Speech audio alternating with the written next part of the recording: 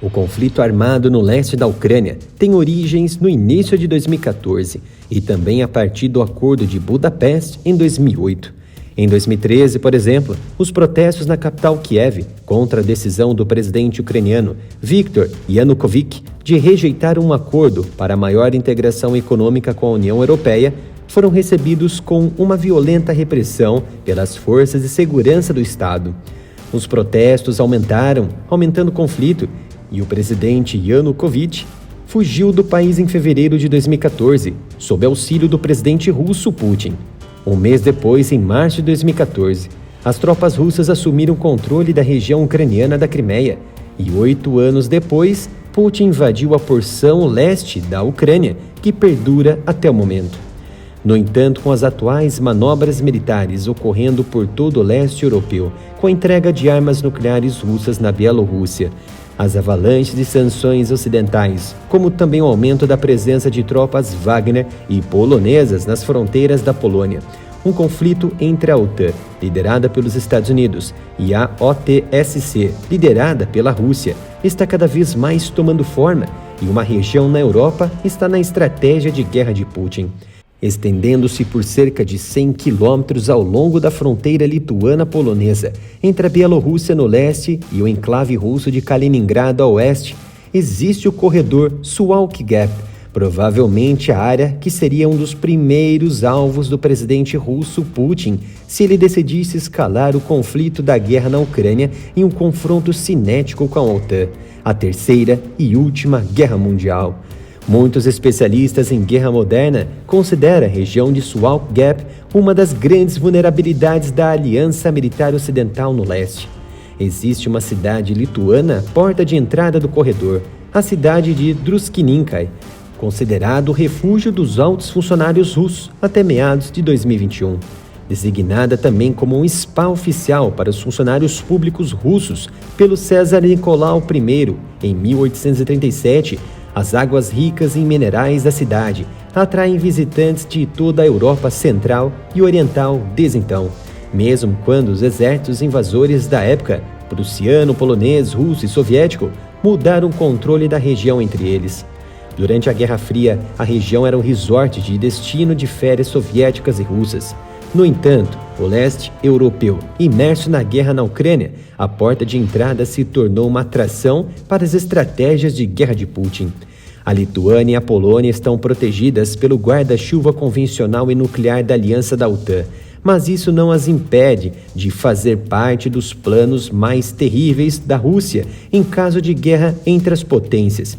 Isso porque o corredor de Suwalki Gap e a cidade lituana de Druskininkai se tornariam os primeiros alvos terrestres e aéreos das tropas russas e bielorrussas para abrir o controle até o enclave russo de Kaliningrado, permitindo acesso russo ao Mar Báltico e um corredor de defesa para isolar as 3 nações bálticas da OTAN, Lituânia, Letônia e Estônia. O corredor Suwalki Gap é considerado o calcanhar de Aquiles da Lituânia. Isso porque teria mais consequências penosas a ela do que para a Polônia, por conta do isolamento da aliança da OTAN, reduzindo a possibilidade do movimento de tropas terrestres do oeste, obtendo acesso somente via mar, pelo Mar Báltico e aéreo. O área militar acompanhou alguns movimentos recentes que complicariam a relação já conturbada da Lituânia com a Rússia e Bielorrússia. Em junho, a empresa estatal responsável pela gestão da Ferrovia Nacional da Lituânia disse que, para cumprir as sanções europeias, não permitiria mais o trânsito de certas mercadorias pelo território do país, justamente produtos da Bielorrússia para Kaliningrado e vice-versa, incluindo carvão, metais e materiais de construção. Isso afetaria metade da exportação para o enclave. No entanto, a restrição foi suspensa. E temos novidades aqui no Área Militar. Como já sabem, nossa primeira loja virtual está ativa. Temos muitas camisetas de diversas cores, canecas, botões e até pôsteres. Tudo por um preço justo e qualidade incrível. Acesse umapenca.com/área militar ou pelo link fixado nos comentários e na descrição desse vídeo.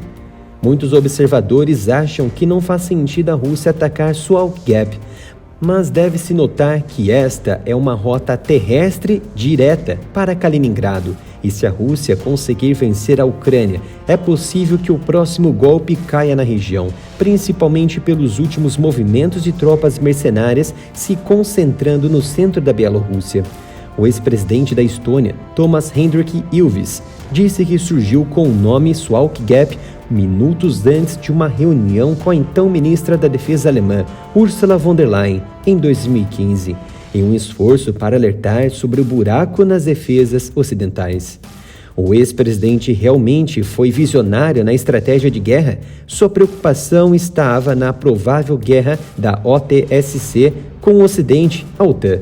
A Rússia possa então invadir o corredor simultaneamente pelo leste e pelo oeste, separando os países bálticos da União Europeia e de seus aliados ao sul. Segundo Thomas Hendrik, na época, é uma enorme vulnerabilidade, porque uma invasão isolaria a Lituânia, Letônia e Estônia do resto da OTAN. A advertência de Ilves a von der Leyen, agora presidente da Comissão Europeia, foi uma reação à anexação da Crimeia pela Rússia no ano anterior. Mas seu cenário apocalíptico ganhou novo crédito após a última invasão de Putin à Ucrânia. Embora não haja razão para sugerir que um ataque seja iminente, o líder russo parece se deliciar em manter o Ocidente adivinhando qual será seu próximo passo. Assim como Putin criou uma ponte terrestre e aérea entre a Rússia e a península da Crimeia, tomar Suwałki Gap, que leva o nome da importante cidade polonesa da fronteira, Suwałk, poderia ligar as tropas russas em Kaliningrado, um importante posto avançado russo, com aqueles estacionados em seu protetorado de fato, a Bielorrússia. Só em Kaliningrado, a Rússia construiu uma formidável presença militar, abrangendo armas nucleares, sua frota báltica e dezenas e milhares de soldados. O enclave, que tem uma população de quase 1 milhão de pessoas, era território alemão até depois da Segunda Guerra Mundial, quando era conhecido como Königsberg. A União Soviética então arrancou o controle da região da Alemanha após a guerra, renomeou-a como Kaliningrado e então expulsou toda a população alemã do enclave russo. Continue expandindo seu conhecimento aqui no Área Militar, se inscreva e ative o sino de notificação. E também siga o nosso grupo no Telegram, pelo link na descrição desse vídeo.